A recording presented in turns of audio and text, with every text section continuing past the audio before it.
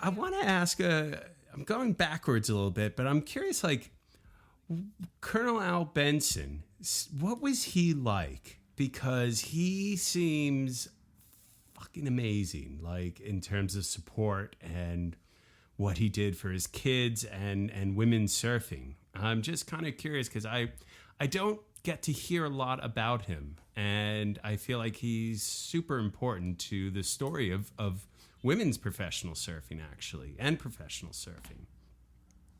Well, first of all, his daughter, Becky Benson, is one Yes, I consider one of my closest friends today. I see Becky all the time.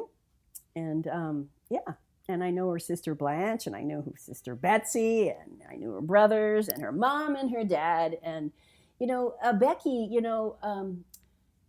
Colonel Benson, he kind of did his own thing. He really supported his daughters and whoever they brought around. He was great like that. And she would have all kinds of legends hanging out at her house, Tiger Sparrow, Rory Russell, she'll tell you all the names. Eddie Aikau was always there. So, Colonel Benson would always be at the contests or at the beach shooting. His photography was his hobby. And, And so he was sort of part of the North Shore. He was part of the, culture there.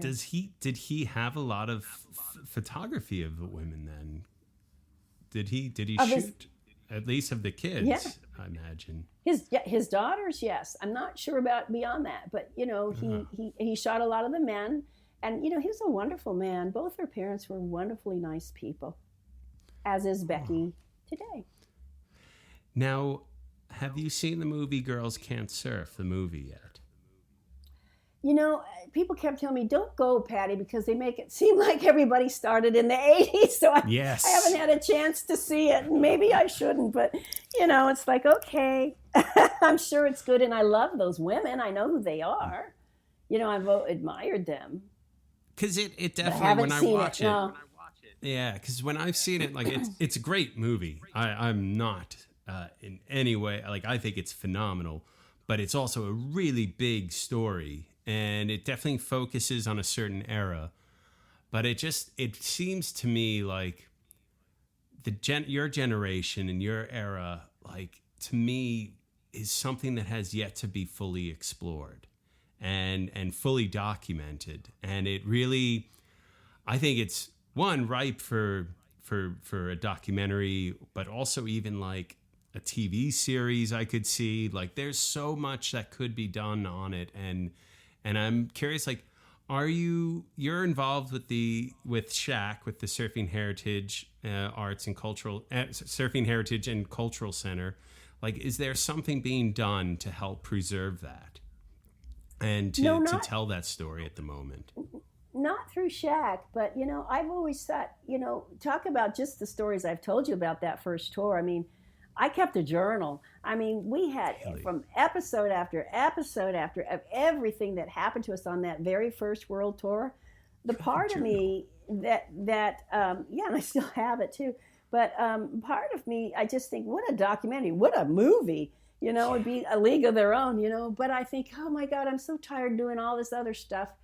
I would love to collaborate with somebody because there's so much there. And every one of those women, we had such incredible stories to tell. It was me, it was Sally Prang, it was Becky Benson, Rel's son, and Jericho Poplar, and Claudia Kravitz. That's it. There were only 6 of us.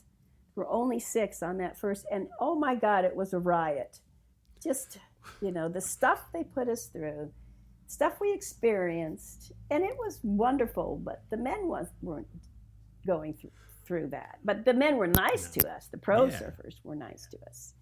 Yeah. I'm curious what sort of hijinks you guys got up to as well. I know. What sort of fun nights where you play pranks on each other and other people, and like I can't imagine, like the in some ways being young and traveling around the world and also like not having a lot of money in some ways makes you really creative. It makes you have to be super creative on how you get from A to B and C, and what you had to do to move to get to the next stop. Like, I can't imagine. we were innovative, and and I'm thinking of the partying that was being done back then with women and men. All the pro surfers on that first tour. It wouldn't happen with WSL. Like the food fights at the banquets alone, that would have been enough probably to get you kicked out of the WSL. But I remember.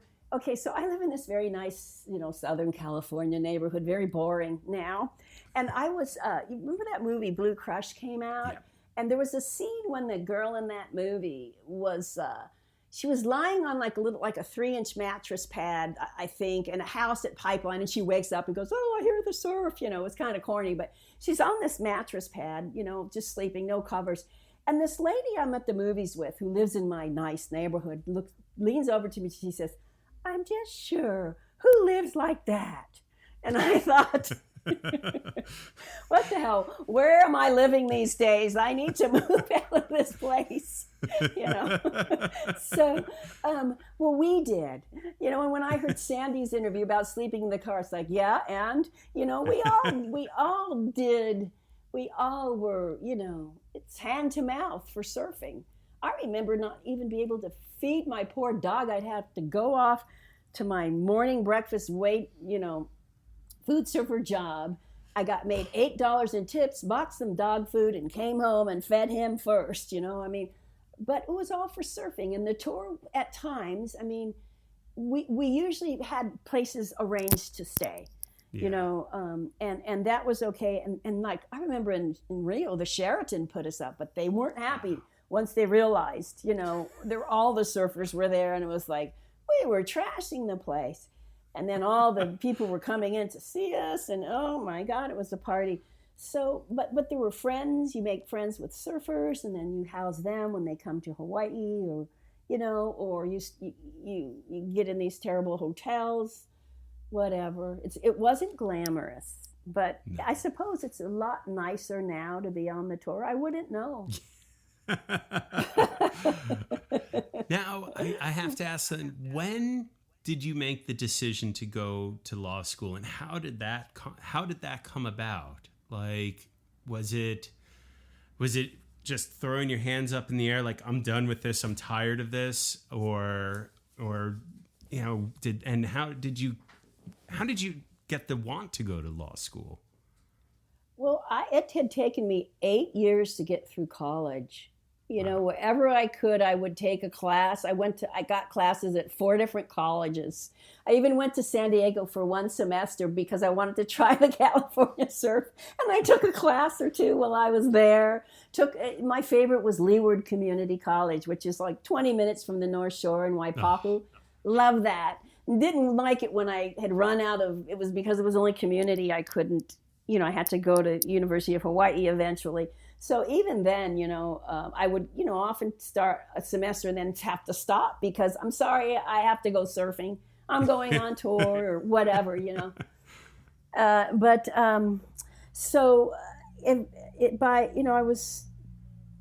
let's see, I guess what made me decide to, why did I? I looked around and maybe I left too soon. I don't know. I wonder about that. But I looked around and I just thought, okay, this is profoundly sad, and I don't even want to tell you who this is. Mm-hmm. But there was a guy who, very, very famous surfer. And when I used to go surf like Pupukea, Ehukai, Pipeline, that whole area, Ehukai Beach Park, mm-hmm. He would be sitting on the picnic bench, drunk, 8 in, kind of overweight, and, and I'd say, hello, and Sally would say, that's so-and-so, and I go, oh, hello, so-and-so. I don't want to say who he is because I just loved him. But and then she told me, he used to be, and then I started looking around. I thought, okay, regroup. Is this what will happen to me before I even know it happens? And I got kind of scared. I've never really confessed this to anybody, but I just thought, how old am I now? I'm in my late 20s. I barely scraped by with a college degree from, and my GPA wasn't great, to tell you the truth, because I was busy surfing. I wasn't a full-time student ever. I never had that college experience. And I just thought, and this guy that I was dating, he got into law school, and he was kind of a jerk, and I thought, I'm smarter than him. If he could get in, when I saw him getting accepted, I thought, holy moly, he can get in, I can get in. I don't know, wasn't that arrogant, or he was kind of a bad guy. And so when it came around, I applied. I took the LSAT and I applied, and I was like, hey, got a pretty good score there. What a fluke, And then I got accepted, and then I was scared. I thought, I don't know what to do now. Am I really going to leave everything, And it was just kind of happened, and then of course I got accepted at some other law schools, but Pepperdine, I thought, oh, it's on the beach in Malibu. Hey, this must be the best law school in the whole country, right? I surfed every morning before school, and I'd get into my classes. They have those tiered classes, classrooms, and I'd say, Ms. Paniccia, stand up and brief the next case, and I'd lean over my book, and all this water would come out, and I think people would go, what a weird girl. And, a lot of times I'd show up to class, an 8 a.m. class or 9 a.m. class, whatever, with soaking wet hair, because I'd surf the boo. And then I'd come in, take a hot shower and run to school. And I guess they just thought maybe that I took a shower. I don't know what they thought. They were going, why are you always all wet? Well, she's up late studying and all morning, and then she had to shower really quick, And here's the thing. Students go crazy in law school. I just went surfing. I never felt the stress that they all seem to find. I would sit there, and right before a big exam, instead of like raising my blood pressure, I think, this is not like paddling out to Big Sunset. Yeah. I'd think that all the time, and I'd think, okay, I'm not going to die if I don't do well on this exam. This is going to be easy. So that was kind of my experience. And then, 3 years later, I graduated. Wow. And then entering the legal world must have been quite a stark difference from the life you were living. That must have been a bit of a culture shock.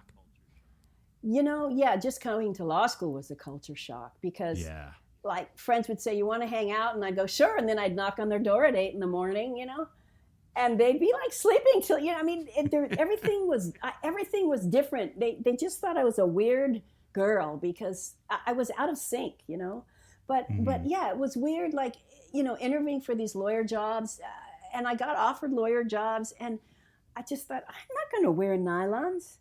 I'm not going to, I can't do that. I mean, every single day. You want me to dress like that, and I'll do the work, but so I did. I did a little work. I clerked for a federal judge, which is a good thing to do as a graduating law school. But in the end, I just said, I just realized I don't like this culture of confrontation. I'm good at it, I'm pretty scrappy, but I don't want to live it. So I thought, I liked all those reporters I met along the way. I think I'll be one of them. So I, after passing the bar, first in Hawaii and then in California, as if one wasn't enough, I just thought, well, I don't know where I want to live now, so I better take both. Ouch. I just thought, okay, I want to be a television news reporter. It's like, what? And my dad just said, what the hell? He was already bugged. That I'd been a surfer, and now I was not going to be taking this job at this big old law firm. I did some legal work, but... well, it ended up working really well for you, it seems. And, and that the timing was probably really good because, court TV and all that sort of stuff in the early 90s really started to come up, and everyone started really getting into... law, using that in news reporting particularly. But this was 82. 82. No, it's good timing in the sense that eventually you were pioneering that as well, I guess. Yeah. I remember when Court TV got invented, they offered me a job, but I was already happily ensconced somewhere else. But I knew the people by then. And Fred Graham, he was the CBS legal correspondent at the time. He was my hero. And No, I started at the rock bottom. I started on cable TV, like a South Bay Cable News in